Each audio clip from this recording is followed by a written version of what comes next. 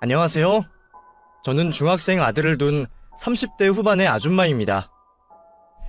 마흔에도 초혼을 하는 요즘 아직 마흔도 안 된 제게 중학생 아들이 있다는 게 놀라실 수도 있겠다 싶네요. 보통 아들 또래의 학부모들은 저보다 10살도 많은 분들이 흔하기에 이 나이에 중학생 아들이 있는 제가 좀 특이한 편이기는 하죠. 제가 대학 졸업하기도 전에 임신을 하는 바람에 결혼을 일찍 하게 되었거든요. 그때는 저도 어린 나이라서 참 무섭고 걱정도 많았습니다. 아직 세상 물정 모르는 내가 결혼을 하고 가정을 잘 꾸릴 수 있을지, 아이에게 좋은 엄마가 될 수 있을지 고민이 많았었죠. 저와 남편은 대학 시절 같은 학교에서 선후배로 만난 사이였어요. 남편은 저의 첫사랑이자 첫 남자친구였고 그 시절 저의 유일한 편이자 제 모든 것이었어요. 겨우 남자 하나를 가지고 그렇게 표현한다는 게 우스울지 모르겠지만 그때 제 사정이 정말 그랬습니다.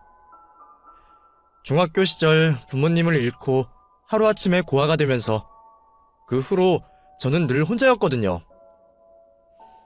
안타깝게도 부모님이 일찍 돌아가셨던 저는 그 후 친척들에게 맡겨져 자라게 되었고 저의 학창시절은 외로움과 두려움으로 가득 차 있었어요. 걷어주신 친척분들께는 감사하지만 그분들이 저를 반기지는 않으셨거든요. 저는 어쩔 수 없이 눈칫밥을 먹으며 자랐고 어린 나이에 그런 생활은 저를 무척 지치게 만들었습니다. 한창 예민하고 감수성 풍부할 나이에 눈치를 보는 것부터 배우며 의지할 곳 하나 없이 지내다 보니 저는 늘 불안한 마음으로 이리저리 휘둘리며 자랄 수밖에 없었습니다.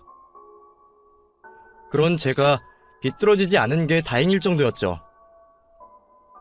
그래도 다행히 부모님을 생각하며 버텼던 저는 학교 공부를 게을리하지 않으며 대학 진학에 성공할 수 있었습니다. 부모님이 남겨두신 얼마 안 되는 재산으로 대학 등록금을 내고 자취를 시작한 저는 또다시 혼자가 되었습니다. 더 이상 눈칫밥 먹지 않아도 되어 좋기는 했지만 아무도 없이 혼자라는 건 정말 두려운 일이었어요. 그나마 같이 밥 먹을 사람도 없다는 게 참 쓸쓸하더라고요. 그래서 저는 늘 정에 고팠던 것 같습니다. 나약한 마음 탓에 누가 저한테 작은 호의라도 보여주면 금세 기댈 수밖에 없었죠. 한창 그럴 시기에 저는 남편을 만나게 되었고 남편은 고아인 저의 사정을 안타까워하며 저에게 좋은 남자친구가 되어주었습니다. 선배로서 오빠로서 저를 다정하게 챙겨주는 그 사람에게 저는 점점 더 의지할 수밖에 없었어요. 그래서 그때 제게는 남편이 전부나 다름없었죠. 그렇다고 그렇게 일찍 결혼을 할 생각은 없었습니다. 저도 제 나름의 꿈이 있었고 부모님이 마지막으로 남겨주신 돈으로 공부를 하기에 대학 졸업을 하고 제 몫을 해가며 부모님께 보람이 되고 싶었어요. 그래서 대학 졸업만 하면 곧장 취업해서 제 앞가림을 하려 생각하고 있었죠. 하지만 저는 안타깝게도 대학 졸업장을 따지 못했습니다. 4학년에 올라가 졸업 학기만을 남겨두었던 제가 임신을 했다는 것을 알게 되었거든요. 겨우 23살 나이에 임신 사실을 알게 된 저는 걱정을 나누고 상의할 부모님도 없이 너무 두렵고 걱정스러웠습니다. 그런 제가 의지할 곳은 남자친구밖에 없었고 저는 당시 남자친구였던 남편의 의견대로 학교를 그만두고 결혼을 하기로 했습니다. 시어머니께 처음 인사를 드리며 임신 소식을 전했던 날 저는 차마 저를 어찌하지 못하시고 노려보시는 시어머니를 보게 되었어요. 어쩔 수 없이 결혼을 허락하시면서도 고아인 저를 마음에 안 들어 하신다는 걸 느낄 수밖에 없었습니다. 저라고 반대하는 결혼을 하고 싶었던 건 아니지만 그때 저한테 다른 선택지는 없었어요. 저는 저를 책임지고 행복하게 해주겠다는 남편의 말을 믿을 수밖에 없었고 그렇게 이른 나이에 한 남자의 아내이자 엄마가 되었습니다. 당시 남편은 취업 준비를 하던 백수였고 저는 졸업도 하지 못한 대학생이었기에 그런 저희에게 결혼을 하고 신혼집을 얻을 돈이 있을 리 없었죠. 어차피 배도 불러오니 결혼식은 포기였고 결국 저는 시댁으로 들어가 신혼을 시작하게 되었습니다. 아직 젖살도 빠지지 않은 어린 나이에 저를 반기지도 않는 시댁으로 들어간다는 건 제 발로 지옥불에 뛰어드는 것과 마찬가지였지만 저는 남편을 믿으며 결혼 생활을 시작할 수밖에 없었습니다. 눈칫밥을 하도 먹어서 남의 집 살이는 지긋지긋하다 싶었는데 제 팔자가 그런지 결국 그렇게 되었네요. 그렇게 시댁살이를 시작하게 되었지만 역시 시어머니는 저를 참 싫어하셨습니다. 어머니는 제가 의탁할 곳 없는 고아라는 것을 엄청난 흠으로 여기시며 친정이 없으니 도망갈 곳도 없는 저를 만만히 보시고 참 많이도 괴롭히셨습니다. 남편과 제가 서로 좋아서 연애를 했는데도 시어머니는 제가 순진한 남편을 꼬신 거라며 제 탓만 하셨었죠. 너만 아니었으면 우리 아들은 훨씬 좋은 여자 만나서 결혼할 수 있었어. 이래서 부모 오는 것들은 상종도 하면 안 되는데 말이야. 배운 게 없으니 기집애가 몸이나 함부로 굴리고 남의 인생 망치지. 그런 말을 들을 때마다 너무 상처가 되었지만 제가 실수를 한 게 사실이기에 저는 반박을 할 수 없었습니다. 그러게 내가 좀 더 조심을 했더라면 좋았을 텐데 싶은 생각을 저 역시도 했었으니까요. 그렇게 괴롭히시는 시어머니 때문에 저는 임신 기간 동안에도 제대로 쉴 수 없었습니다. 어렵게 취직한 남편이 돈 벌러 나가 있는 동안 저는 그런 남편보다 더 힘들게 집안일을 해야 했으니까요. 우리 아들은 너 먹여 살린다고 밖에 나가서 고생하는데 네가 마음 편히 누워있으면 되겠어? 네 밥값이라도 해야 하니까 앞으로 우리 집 살림은 네가 다 해라. 제가 시댁에 들어간 후로 시어머니는 당연하게도 저한테 모든 살림을 시키셨고 저는 시댁에 얹혀 산다는 죄로 그런 시집살이들을 당연스럽게 받아들여야 했습니다.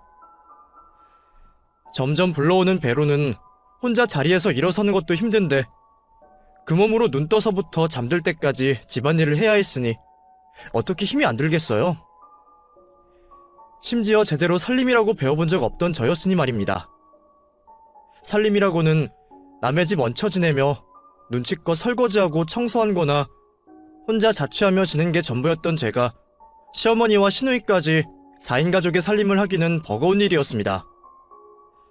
청소 빨래는 어떻게 하겠는데 그놈의 음식이 참 손에 익지 않더라고요.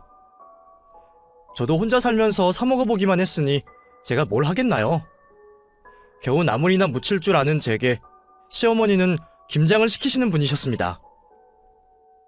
너는 이런 것도 할 줄 모르고 뭐 했어?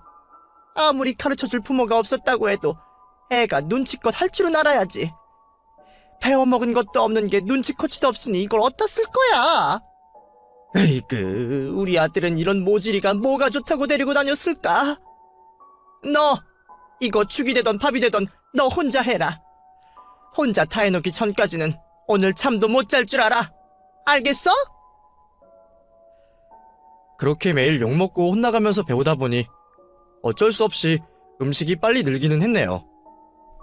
남들은 몇 년 동안 요리학원 다녀도 못한다는 요리를 저는 단기간에 다 배워야 했거든요.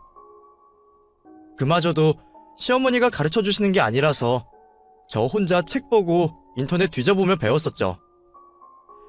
시어머니가 가르쳐주신다고 해도 구박밖에 안 하실 테니 저는 차라리 그 편이 나았습니다.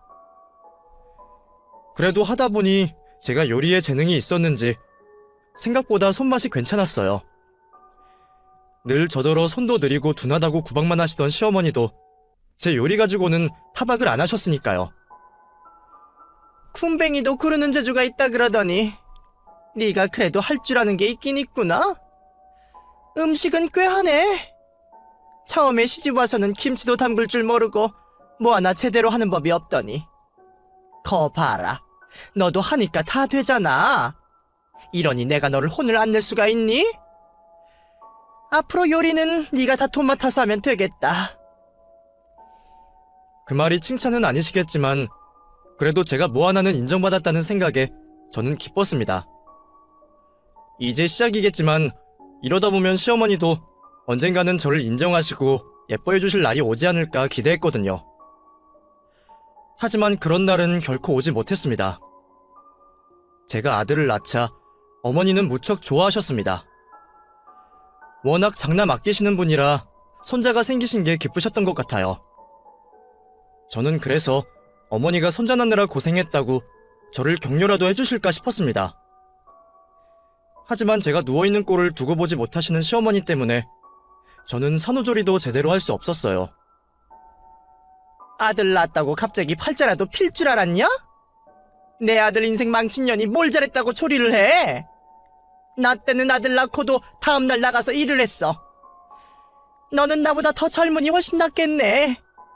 그러니까 괜히 오래 누워있을 생각하지 말고 빨리 일어나서 네 할 일 할 생각이나 해. 그래도 손자는 예뻐하시기에 다행이다 싶었지만 설마 그 이유로 제가 더 미움을 받을 줄은 몰랐습니다.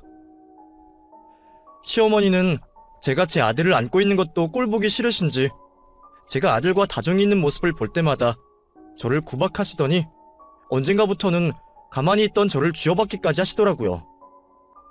아, 어머니 갑자기 왜 때리세요? 아이고, 지도 아들 낳았다고 유세 부리는 것 좀 봐라. 미워 죽겠어 아주. 그렇게 밉다는 이유로 이유 없이 저를 때리시던 어머니는 그 후로 점점 더 저를 심하게 때리기 시작하셨습니다. 국이 짜다고 등짝을 때리시고 설거지를 오래 했다고 팔뚝을 꼬집으셨어요. 처음부터 메타작이 아닌 그런 자잘한 것들로 시작해서 그런지 제가 반항을 하기도 전에 폭력은 자연스럽게 스며들었습니다. 그리고 어느 순간부터는 시어머니가 제 머리통을 때리고 손찌검을 하시는 게 일상일 정도가 되었습니다. 남편도 처음에는 그런 시어머니를 보며 놀라서 말리더니 시간이 지날수록 어느새 익숙한 듯 방치하기 시작했어요. 그래도 내 편일 거라 믿었던 남편마저 어느 순간부터 남의 편이 되더라고요. 결혼 생활이 길어지면서 변해가던 남편은 자기 혼자 돈을 벌어 처자식을 먹이는 게 억울한 건지 제가 집에서 놀고 먹는다며 저를 무시하기 시작했습니다. 너 살쪘냐? 아주 혼자 팔자 좋아 보인다. 집에서 놀고 먹기나 하니 살이나 찌지. 이러니까 네가 엄마한테 욕을 먹는 거야. 대체 네가 집에서 뭘 하는 게 있기나 해? 나도 집에서 하는 거 많아. 맨날 살림하고 밥하는 건 쉬운 줄 알아? 나도 하루 종일 바쁘다고. 야, 네가 몰라서 그러나 본데 밖에 나가봐. 밖에서 일하는 여자들도 집에서 애 키우고 살림하고 다 해. 근데 너는 돈 벌어다 주는 내 덕에 집에서 살림만 하는데 그게 하는 게 많은 거냐? 아주 요리 좀 한다고 유세를 부리지? 너는 편히 사는 거 감사하게 생각해야 해. 그러니까 불평하지 말고 엄마한테 더 잘하란 말이야.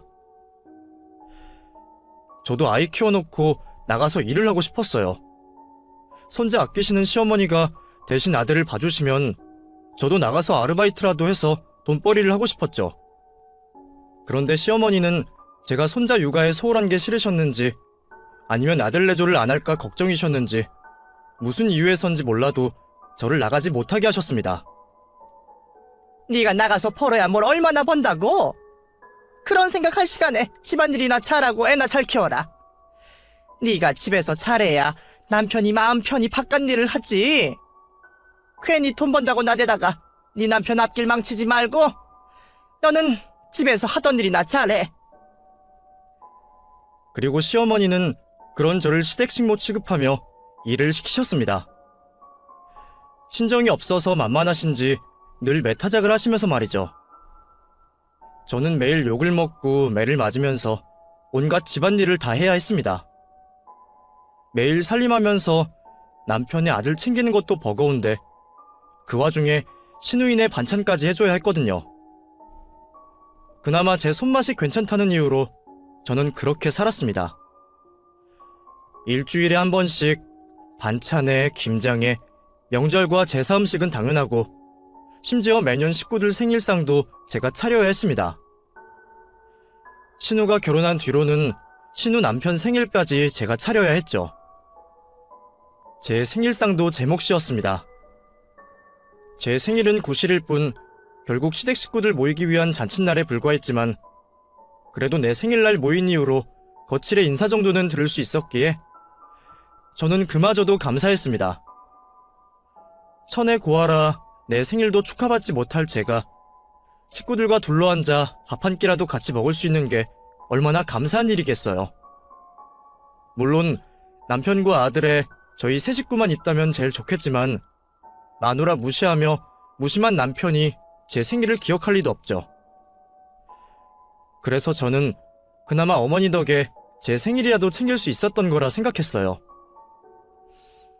하지만 허울뿐인 생일인지라 제 생일에는 늘 제가 좋아하는 음식이 아닌 잔치 음식들이 올라가곤 했습니다. 저는 별로 좋아하지 않는 잡채며 양장피에 구절판까지 시어머니가 제 생일마다 요청하시는 음식들이 늘 있었거든요. 저는 그냥 소박한 입맛이라 국만 올려도 잘 먹는데 어머니는 다른 식구들 좋아하는 음식들을 차려야 한다고 하시니 제가 제 생일에 제일 고생일 수밖에 없었습니다. 하필이면 다들 밖에서는 먹기도 어렵고 손 많이 가는 음식들을 하라고 하시는 덕분에 저는 제 생일날마저도 제대로 쉴 수가 없었어요. 그래도 그날은 저도 유난히 먹고 싶은 음식이 있었습니다. 생일 무렵이라 그런지 며칠 전부터 돌아가신 엄마가 그렇게 꿈에 나타나셨거든요. 그래서 그런지 저희 엄마가 제가 어렸을 적 해주셨던 조개미역국이 생각나더라고요. 제가 어려서부터 고기보다는 해산물을 좋아했는데 그래서 엄마가 제 미역국에는 늘 소고기 대신 조갯살을 넣어서 끓여주셨습니다. 평소에는 미역국에 고기가 들어가지만 제 생일에만 조개미역국을 해주시니 저는 그 국이 더 특별하게 느껴졌었죠. 통통한 조갯살 넣은 시원한 미역국이 생각났던 저는 그의 생일에는 조개미역국을 끓이기로 했습니다. 그래도 내 생일이니까 내가 먹고 싶은 거 하나 정도는 해도 되지 않을까 했거든요. 다른 메뉴를 올렸다가는 네 돈으로 사먹는 것도 아니면서 너 먹고 싶은 거 했느냐며 구박하실 시어머니 생각에 눈치가 보여서 다른 건 할 수 없지만 미역국에 재료 하나 내 마음대로 하는 건 괜찮겠다 싶었죠. 마침 조개철이라 살도 통통하니 물이 좋아 보여서 그렇게 소고기 대신 조개미역국 끓여놓으며 저는 아침부터 장 봐서 하루 종일 허리도 못 펴고 음식을 준비했습니다. 자기 생일상 차리느라 그렇게 고생하는 여자가 또 있을까 궁금해하면서 말이죠. 그래도 제 일손 거들어주는 아들이 있어서 늘 고마웠어요. 아들이 부엌에 다니면 큰일 난다며 못하게 하시는 시어머니셨기에 큰 도움이 되지는 않았지만 할머니 몰래 저를 도와주는 건 아들밖에 없었습니다. 그 집에서 유일한 제 편인 아들이었기에 아들이 저를 생각해준다는 것만으로 저는 힘이 되었죠. 그렇게 한참 동안 혼자 고생을 하다가 어느덧 식사 시간이 되어 식구들이 하나둘씩 모여들었고 저는 도착하시는 손님들을 위해 식탁을 차리고 있었습니다. 새로 한 밑반찬에 열 몇 가지 되는 잔치 음식들을 올려두니 어느새 상이 꽉 차게 되었죠. 이제 밥이랑 국만 푸면 된다 싶어서 국 뚜껑을 여는데 어느새 곁으로 오신 시어머니가 국을 보시더니 갑자기 제 귀에 고함을 버럭 지르시는 겁니다. 이게 뭐야? 미역국이 왜 이 모양이야? 예? 왜 그러세요, 어머니? 너 여기다가 뭘 집어넣은 거야? 웬 조개가 떠다녀? 너 미역국에 조개 넣었냐? 예, 올해는 조개미역국을 해봤어요. 누가 네 마음대로 미역국에 조개를 집어넣으래? 누가 미역국에 조개를 넣어 먹어? 우리 집 식구들 다 소고기 미역국만 먹는 거 몰라서 그래? 이 필어먹을 거사! 죄송해요, 어머니. 잘못했어요. 크지도 않은 집인지라 시어머니 고함 소리가 거실까지 들리지 않을 리가 없었죠. 시어머니 고함 소리에 온 식구들이 부엌으로 구경을 왔고 다들 저를 보며 한마디씩을 거드는 겁니다. 네가 먹고 싶어서 그런 거지? 그러면 너나 처먹지. 식구들 다 불러놓고 이게 뭐하는 짓이야? 얘가 이런 애다. 지 밖에 모르고 이기적인 거지. 이 집에 해물 좋아하는 사람 너 말고 더 있냐? 언니, 우리 집 식구들 해물 싫어하는 거 몰라요? 그냥 하던 대로 하지 왜 안 하던 짓을 해서는. 그러게, 당신 잘하다가 왜 또 갑자기 삐딱선이야? 반항이라도 하는 거야? 내 생일날 내가 내 손으로 생일상 차리면서 미역국에 조개 좀 넣은 게 그렇게나 죽일 죄인가요? 저도 식구들이 조개를 못 먹는 사람들이면 안 했겠죠. 근데 다들 알러지가 있는 것도 아니고 제주도 가서 성게미역국은 맛있다고 먹고 밖에서는 홍합이며 백합이며 들어간 국들 시원하다고 잘 먹는 사람들이 그런 걸로 나무라는 건 핑계뿐이다 싶었습니다. 취향이 아닐 수는 있지만 그 상위에 음식이 미역국만 있는 것도 아니고 다른 것들은 다 식구들 위해서 차리고 그저 미역국에 재료 하나 내 마음대로 했을 뿐인데도 저는 그런 욕을 먹어야 했어요. 신우 남편까지 혼나는 제 모습을 구경하고 있는 걸 보자 저는 울컥 눈물이 차올랐습니다. 맨날 혼나고 구박당하는 저라고 어떻게 매번 아무렇지 않을 수가 있겠나요? 내가 내 생일에 축하는 못 받을지언정 이런 꼴을 보여야 한다는 게 억울하고 서럽기만 했습니다. 너 고개 안 들고 뭐해? 지금 반항하는 거냐? 너한테 잔소리하는 셈이 꼴도 보기 싫다 이거야. 어디 고개를 쳐박고 시위를 하고 있어. 눈물을 흘리기 싫어서 고개를 들지 못하는 모습도 시어머니 눈에는 반항으로 보일 뿐이었습니다. 하지만 눈물을 참아야 했던 저는 고개를 쉽게 들 수 없었죠. 시어머니는 그런 제가 자기를 약올린다 싶으셨는지 고개를 들지 못하는 제 뒤통수를 퍽하니 후려갈기시는 겁니다. 이게 내 말이 말 같지 않아? 고개 들기 싫으면 아주 처박히던가. 머리를 숙이고 있던 상태로 뒤통수를 얻어맞은 저는 휘청거리며 바닥에 주저앉을 수밖에 없었습니다. 신혼의 식구들도 와있고 제 생일이니 생일날은 그래도 넘어가시려나 했더니 오늘도 여지없이 제게 손찌검을 하시는 어머니셨어요.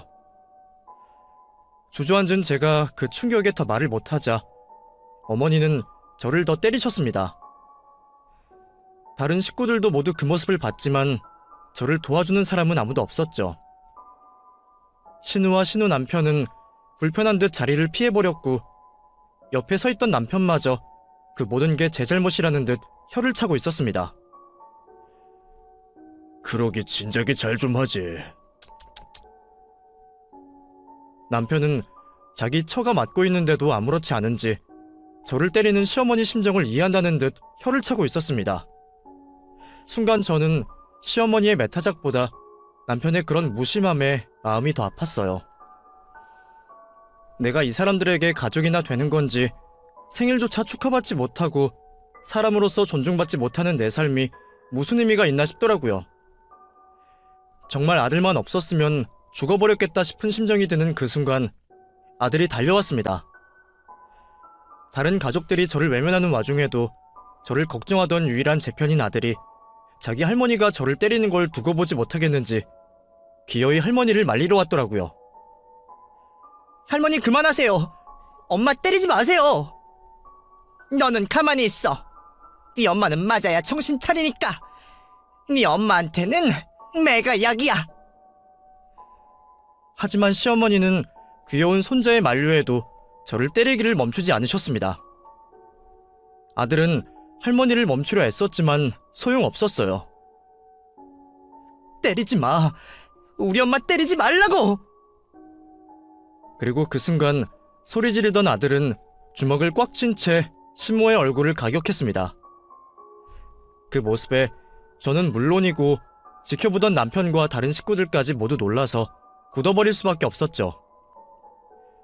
이게 무슨 일인지 제가 정신을 차리기까지는 그리 오랜 시간이 걸리지 않았습니다. 손자에게 얼굴을 맞은 시모가 코피를 흘리며 제 옆으로 주저앉아 버렸거든요. 놀란 제가 되려 일어나서 뒷걸음질을 쳐야 했죠. 순하디 순한 내 아들이 누구를 때렸다는 게 도저히 믿기지 않았던 저는 화가 나서 시모에게 더 달려들려고 하는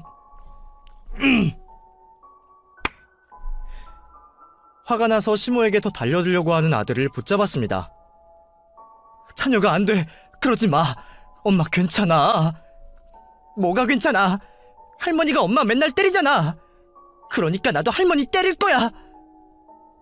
아이는 제가 말리는데도 흥분을 가라앉히지 못하고 있었고 얻어맞은 시모는 주저앉아 얼굴을 부여잡고 있었습니다.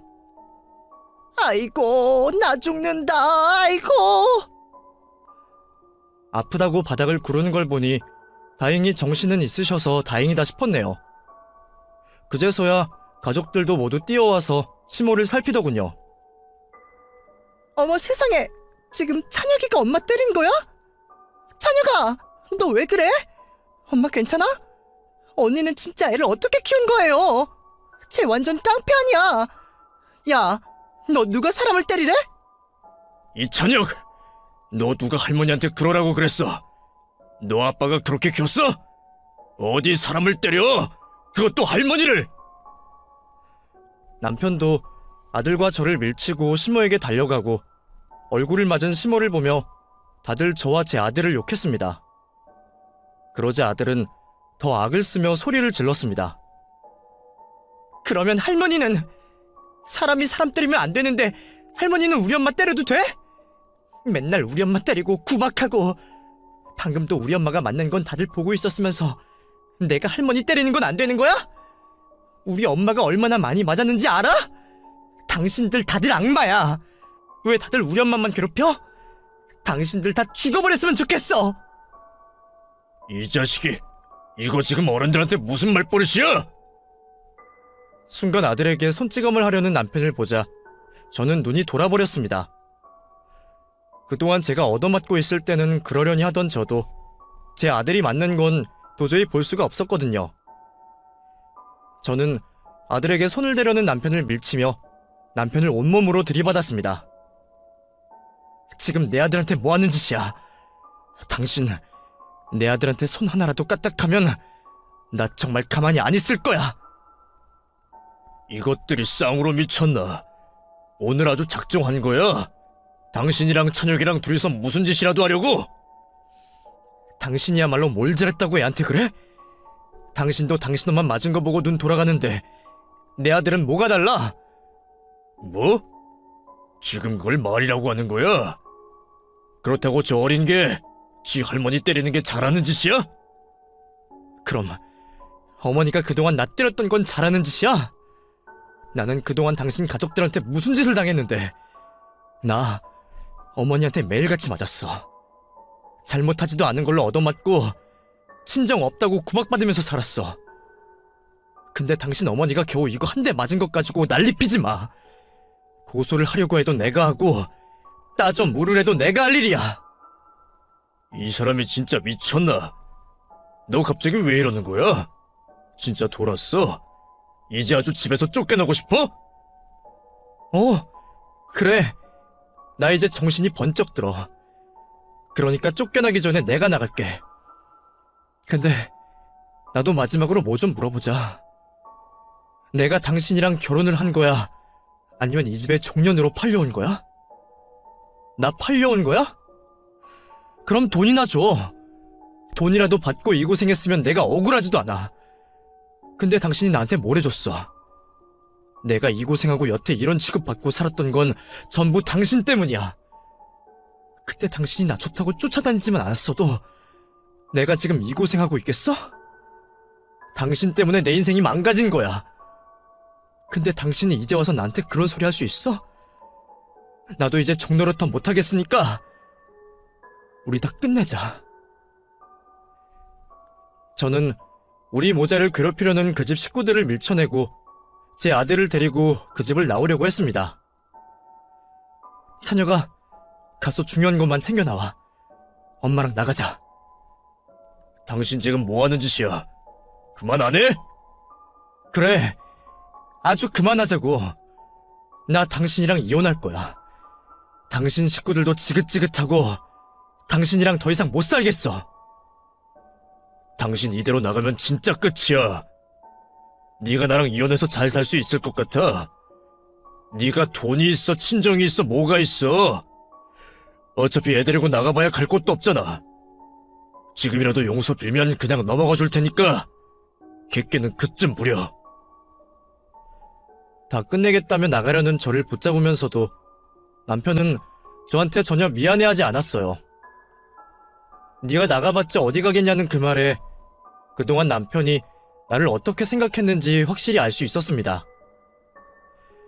자기 말대로 제가 친정도 없고 친구도 없으니 제가 절대로 자기를 벗어나지 못할 거라 생각했던 모양이었죠. 그래서 그동안 나를 외면하고도 괜찮다고 생각했나 봅니다. 나는 고아에 갈 곳 없는 사람이었으니까요. 솔직히 저도 당장 나가서 어딜 가야 할지 두려운 마음이 있었지만 남편한테 그런 말까지 듣고 나니 어떻게든 나가야겠다 싶더라고요. 내가 나가서 굶어 죽던 얼어 죽던 내가 알아서 할 테니까 당신은 신경 꺼. 찬혁이는 내가 데려갈 거니까 애 걱정도 하지 말고. 찬혁아, 이제 가자. 짐을 챙겨 나온 아들의 손을 잡은 제가 현관으로 향하자 그 순간 주저앉아 있던 시모가 벌떡 달려와 제 머리채를 잡으려 하는 겁니다. 이년이 지금 우리 귀한 손주 어디 데려가려고? 나가려면 니년 혼자 나가지. 남의 귀한 장손을 왜 데려가? 찬혁아, 이리 와. 할미한테 와. 너는 우리 집 식구야. 전혀 따라가면 안 돼. 나 이제 할머니 손자 아니야. 이 집 식구도 아니고 우리 엄마 아들이야. 그러니까 나는 엄마 따라갈 거야. 손자한테 얻어맞으면서도 손자를 저버리지는 못하겠는지 손자를 붙잡는 할머니를 보며 제 아들은 끝까지 치를 떨었습니다. 아직 성인도 되지 못한 어린아들의 눈으로 보기에도 이 집 식구들이 제정신은 아니었겠죠. 아들은 자기를 붙잡는 시모의 손을 떨쳐내며 먼저 신발을 챙겨 신었습니다. 그러자 시모는 타겟을 바꿔 저를 붙잡고 느려지려 했지만 이번에는 제가 가만히 있지 않았죠. 저는 더러운 시모의 손을 쳐내며 그대로 밀어버렸고 제게 밀쳐진 시모는 바닥으로 쓰러졌습니다. 다시 한번 내 몸에 손대면 당신 그 손모가지도 가만히 안 둘 거야! 그리고 저는 도망치듯 아들의 손을 붙잡고 그 집을 나왔습니다. 뒤에서 누가 쫓아올까 싶어서 나가자마자 택시를 잡아타고 동네를 벗어나야 했어요. 목적지도 없이 무작정 택시를 타면서도 저는 심장이 떨려 혼이 났습니다. 무려 10여 년을 그 집 문턱을 벗어나지 못해서 그런 꼴을 당했었던 제가 이제야 그 집을 벗어나게 되었네요. 아까는 저도 모르게 말이 술술 나왔는데 그 집을 벗어나고 보니 내가 지금 대체 무슨 짓을 한 건지 제대로 이성이 돌아오지 않더라고요. 다만 옆에서 제 손을 잡아주는 아들의 따뜻한 손만 느껴질 뿐이었습니다. 저는 아들과 함께 저의 유일한 지인의 집으로 찾아가게 되었습니다. 이런 일로 연락을 해도 되려나 싶지만 제가 도움을 구할 곳이 달리 없더라고요. 그래도 그 언니라면 나를 도와주지 않을까 싶은 마음에 어쩔 수 없이 전화를 하게 되었죠. 그 언니는 예전에 제가 찬혁이를 낳고서 같은 병원에서 만난 언니였어요. 그때 남편이 돈 아낀다고 6인실을 잡았는데 다른 산모들은 죄다 1인실을 쓰는 바람에 그 병실에 저와 그 언니 둘뿐이었거든요. 언니야, 남편이 돈 아낀다고 그러는 게 아니라 늦게 와서 병실이 없어서 그랬던 거지만 덕분에 제가 친구를 사귀게 되었죠. 언니와 저는 그렇게 병원 동기가 되었고 그 후로도 아이들 문제로 가끔씩 연락을 하고 지냈습니다. 저는 매일 시댁에 시달리고 언니는 일하느라 바빠서 자주 만나지는 못했지만 왠지 그 언니랑은 자주 만나지 않아도 꾸준히 연락을 주고받으며 안부를 묻곤 했었어요. 제가 시댁을 도망쳐 나왔던 그날도 아들을 빼고 저한테 유일하게 생일 축하 인사를 해주었던 사람이 그 언니였습니다. 사실 언니도 제 시댁 사정을 대충은 알기에 그전부터 이혼 얘기를 했었거든요. 어쩌면 그래서 제가 집을 뛰어나왔다고 하면 언니가 도와주지 않을까 싶었어요. 다행히 언니는 갑작스럽게 찾아온 저를 흔쾌히 반겨주었습니다. 세상에, 진이야, 갑자기 이게 무슨 일이야? 어머, 찬혁이도 왔구나. 춥겠다. 얼른 들어와. 언니, 나 집 나왔어. 남편이랑 이혼하려고. 지난 몇 년 동안 저희 시댁과 남편 이야기를 들으며 이혼하려고 노래를 부르던 언니도 제가 설마 제 생일날 이혼을 결심하게 될 줄은 몰랐을 겁니다. 그래서 많이 놀라 보이던 언니는 그럼에도 저를 정말 따뜻하게 받아주었어요. 몇 번 와보지 못했던 언니 집은 마치 친언니가 있었더라면 이랬을까 싶을 정도로 친정집에 온 것처럼 따뜻했습니다. 언니는 저와 아들이 진정할 수 있도록 기다려준 뒤 제게 상황을 물었습니다. 제가 언니와 얘기를 나누는 동안 저희 아들은 동갑 친구인 언니 아들과 방에 들어가 있었죠. 애들은 게임이라도 하라고 했으니까 이제 편하게 얘기해봐. 대체 무슨 일이 있었던 거야? 아까 문 여는데 네가 귀신이라도 본 것처럼 넋 빠져서 있었던 거 알아? 거기다가 그동안 잘 참던 애가 갑자기 생일날 이혼을 하겠다니 이게 무슨 일이니? 오늘 식구들이랑 다 같이 생일밥 먹는다고 했잖아. 지금쯤 한참 밥 맛있게 먹고 잘 있겠다 싶었더니 설마 집에서 무슨 일이라도 있었던 거야? 어렵게 찾아왔으면서도 순간 말을 꺼내기가 쉽지 않았습니다. 제가 그동안 언니에게 한풀이 하듯이 시댁 얘기를 몇 번 한 적은 있었지만 그건 그냥 시어머니가 저를 고아라고 구박하고 남편이 제게 무심하다는 것과 제가 돈 때문에 걱정한다는 것 정도였죠. 제가 시모에게 매일 얻어맞고 사람 구실도 못 받는다는 건 말을 하지 못했었어요. 저도 그 와중에 창피한 게 있기는 있었는지 다른 시댁 식구들 생일상까지 차리고 내 생일상마저 내가 차리면서도 생일 미역국에 조개 넣었다고 얻어맞고 산다는 소리는 차마 제 입으로 할 수가 없었거든요. 그래서 그런 얘기를 언니에게 처음 했던 저는 한참 동안 눈물을 삼킨 뒤에야 조금씩 제 사연을 전할 수 있었습니다. 제가 그동안 시모에게 시집살이를 넘어 인격모독을 당하며 별것 아닌 일로 맞으며 살았던 이야기를 듣게 된 언니는 충격에 말을 잇지 못했어요. 저도 그동안 매일 당하다 보니 그냥 일상이라 별것 아닌 것처럼 느꼈던 것 같은데 막상 저도 제 입으로 얘기를 꺼내보니 내가 참 험한 꼴을 당했다는 걸 뒤늦게서야 깨닫게 되었습니다. 남들이 듣기에는 놀랄만한 일이 저한테는 너무 익숙한 일상이었다는 게 또 다른 충격이었죠. 너 바보야? 그런 걸 왜 참고만 있었어? 그런 일이 있으면 진작 뛰쳐나왔어야지. 언니도 알잖아. 나 친정도 없고 갈 곳 없는 거. 대학 졸업도 못하고 남편 만나서 찬혁이 낳고 돈도 뭣도 없는 내가 이혼 결심이 어떻게 쉬워.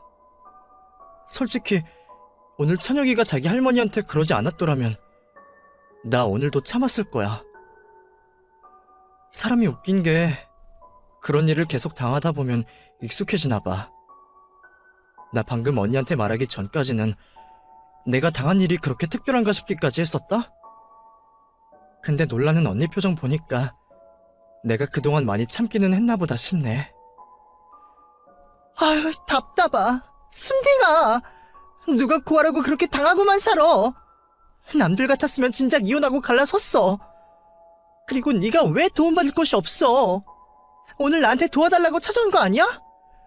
우리가 피나눈 자매는 아니지만 십수년 알고 지냈어. 내가 너한테 그 정도 도움도 못 줄 거라고 생각했어? 그래도 너보다 찬혁이가 낫다.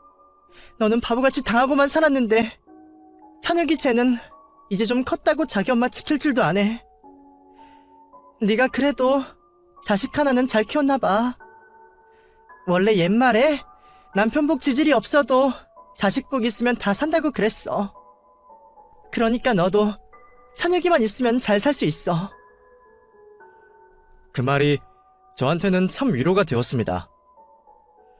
그동안 내가 남편과 이혼을 하면 아들이 힘들 거라 생각해서 이혼 생각을 못했는데 그러고 참고 사는 게 오히려 아들에게 못할 짓이라는 말이 제가 이혼을 결정하는 데 힘이 되더라고요. 남편 없이도 아들 덕에 산다는 게 맞는 말이다 싶었죠. 언니는 자기가 무슨 일이 있어도 저와 찬혁이를 도와주겠다며 이번에야말로 꼭 이혼을 하라고 해주었습니다. 그 말에 저는 기필코 남편과 이혼을 하고 포기했던 제 삶과 행복을 되찾기로 결심했죠. 찬혁아, 엄마, 아빠랑 이혼할 거야. 그럼 너 엄마랑 같이 살 거야? 당연하지. 그러려고 같이 집 나온 거 아니야? 나는 엄마가 어디 가든 따라갈 거야. 근데 그러면 앞으로 힘들어질 수 있어. 엄마가 일자리 구하려면 오래 걸릴지도 모르고 남의 집에서 눈칫밥 먹으면서 살아야 할지도 몰라. 엄마가 어릴 적에 그렇게 살아봐서 그게 얼마나 힘든지 알거든. 그래서 찬혁이한테는 그런 일 안 만들어주고 싶었는데 엄마가 아빠랑 이혼하면 얼마나 더 힘들어질지 몰라. 그래도 괜찮아? 그런 건 다 괜찮아. 밥 못 먹고 돈 없는 것보다 엄마가 힘든 게 더 싫어. 그러니까 이혼해, 엄마. 저는 훌쩍 자라서 제 편이 되어준 아들에게 너무나 고마웠습니다. 어느새 이렇게 커서 나를 위로해주는 건지 늘 어린애 같기만 하던 아들이 이제는 저보다 어른처럼 든든해 보이더라고요. 아들까지 그런 말을 해주니 저도 더 이상 핑계를 댈 수는 없었죠. 고생을 감수하더라도 이혼을 하라는 아들의 말처럼 저는 무슨 일이 있어도 남편과 제대로 이혼을 하기로 했습니다. 위자료나 재산 분할을 받겠다고 소송을 할 생각은 아니었습니다. 그동안 그 집 종년 노릇하면서 고생한 건 아깝지만 그 집에서 돈 한 푼 못 받더라도 내 아들 양육권만 있으면 저는 상관없었습니다. 저는 저희 모자를 도와주겠다는 언니의 도움으로 곧장 이혼 전문 변호사를 만나게 되었습니다. 갈 곳도 없고 돈 한 푼 없는 제가 변호사를 만난다는 건 분에 넘치는 일이었지만 다행히 저같이 어려운 사람들을 도와주시는 분들이 계시더라고요. 상담은 100% 무료로 진행되고요. 수임료는 재판 끝나면 주셔도 되니까 걱정하지 마세요. 그러기 위해서라도 저희 꼭 이겨야겠죠? 힘들겠지만 어머니가 많이 노력하고 버텨주셔야 해요. 이런 싸움은 지치지 않는 것만으로도 반은 이기는 거거든요. 그럼 저희 찬혁이를 위해서라도 열심히 해봅시다. 그 변호사님은 저처럼 어려운 위기에 처한 엄마들을 도와주시는 분이셨습니다. 국선 변호사를 오래 하셨고 지금도 무료 법률 상담을 하고 계신다 하더라고요. 수임료도 다른 변호사들에 비해 무척 싸고 심지어 상담비는 무료였어요. 그동안에는 돈 걱정에 변호사 알아볼 생각은 하지도 못했었는데 그런 좋은 분을 만나게 되어 얼마나 다행이었는지 모르겠습니다. 부모님 돌아가시고 세상이 나를 버렸다 생각했는데 아직은 세상이 저를 버리지 않았구나 안심이 되더라고요. 덕분에 저는 변호사님의 도움으로 남편과 이혼 소송을 진행할 수 있었습니다. 그 집에서는 제가 정말 소송까지 할 줄은 몰랐던 건지 무척이나 당황을 하더라고요. 당신 진짜 왜 그래? 그 정도 했으면 됐으니까 이제 그만하고 들어와. 어머니도 별 문제 없으시고 당신이 찬혁이 데리고 돌아만 오면 다 용서해 주시기로 하셨어. 어머니랑 영애가 당신 고소하겠다는 거 내가 겨우 말렸으니까 이제 들어와. 이혼소송 이런 것도 나 진짜 황당하긴 하지만 이만하면 나도 그냥 넘어가 줄게. 나 당신한테 봐달라고 한 적 없어. 고소하려면 하라고 해.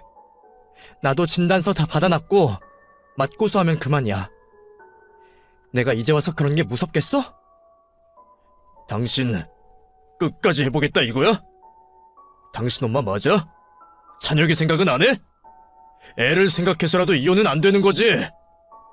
우리 둘이 잘 해결하면 되는 거지. 왜 죄 없는 애까지 끌어들여?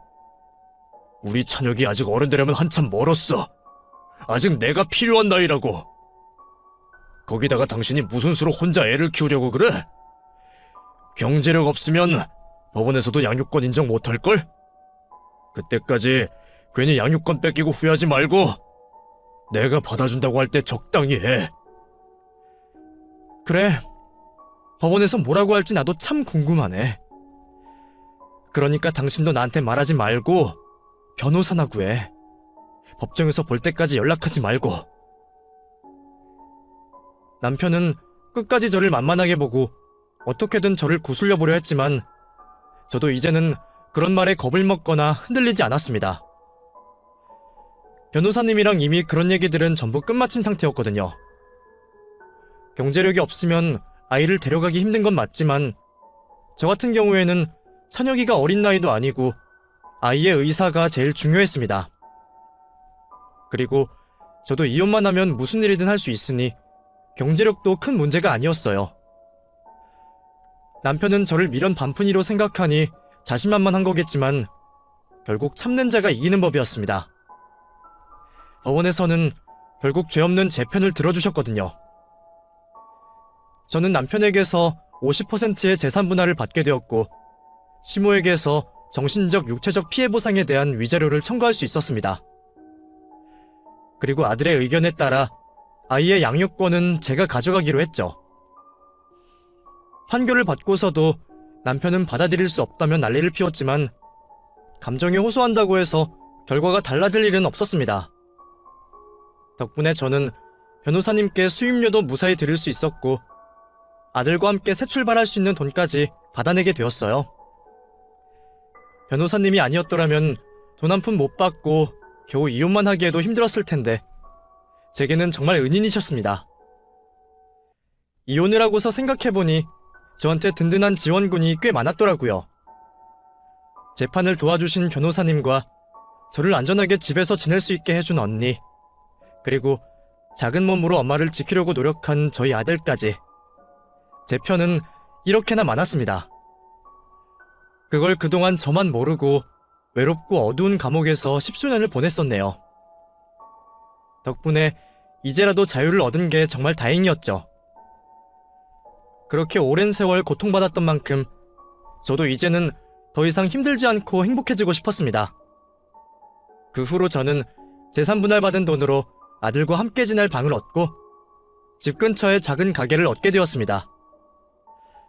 제가 무슨 일을 할 수 있을지 곰곰이 생각해봤는데 아무래도 제가 제일 잘하는 일이 딱 하나밖에 없더라고요. 그렇게 나를 미워하던 시댁 식구들마저도 인정할 수밖에 없었던 저의 손맛이었죠. 언니는 제가 반찬 가게를 하면 잘할 것 같다며 적극적으로 응원을 해주었고 덕분에 저는 처음으로 제 가게를 가지게 되었습니다. 세평남짓 가게에서 저희 아들 이름을 걸고 반찬 가게를 차리게 되었죠. 하루 종일 반찬 만드는 건 고되지만 워낙 고생을 해서 그런지 이런 건 고생도 아니에요. 오히려 바쁠수록 돈이 많이 벌리는 거니까 기분이 좋죠. 제 힘으로 돈을 번다는 게 이렇게 즐거운 일인지 저는 이제서야 알게 되었네요. 제 나이 이제 곧 40이 적은 나이는 아니지만 새 출발하기에는 꽤 이른 나이가 아닐까 싶어요. 잘못된 결혼으로 저의 20대 청춘은 모두 져버렸지만 이제서야 자유를 찾게 된 저는 앞으로 다가올 제 40대를 더 행복하게 맞이할 수 있을 것 같습니다. 그럼 여러분들도 저와 저희 아들의 행복을 빌어주시기를 바라며 눈물겨웠던 저의 이야기는 여기서 마무리하도록 하겠습니다. 감사합니다.